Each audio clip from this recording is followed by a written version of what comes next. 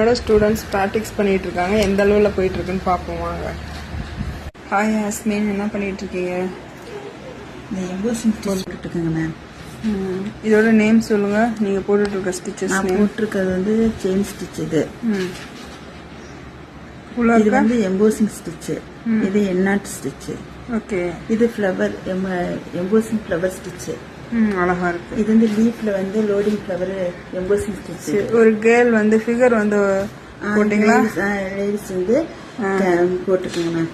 சரி, அழகா இருக்கு. ஃப்ளவர்லாம் நீங்களா வச்சிங்களா? ஆமாங்க மேம். இதெல்லாம் எண்ணாட் ஃப்ளவர் வச்சு போட்டிருக்கேன். சரி, இதே பாதியோட ஸ்டாப்பா இருக்கு. இங்க இருக்கிறது சரியா வரல, அதனால நான் ட்ரை பண்ணிட்டே இருக்கேங்க மேம். பீடு லோடிங் வர மாட்டேங்குது இது, அதனால ட்ரை பண்ணிக்கிட்டே இருங்க, வரும். நிறைய இது பாதியே விட்டு வச்சிருக்கீங்க. லோட்டஸ்ல வந்து எண்ணாட் ஸ்டிச் இது போட்டிருக்கேன். சரி, நான் சொல்லி கொடுக்குறது உங்களுக்கு புரியுதா? புரியுதுங்க மேம், ஈஸியா இருக்கு. சரி, இது பட்டர்ஃப்ளை. ட்ரை பண்ணிக்கிட்டே இருந்தா இது மேட் உள்ள போட்டிருக்கிறது வந்து மேட் ஃபினிஷிங் ஸ்டிச் இது. சரி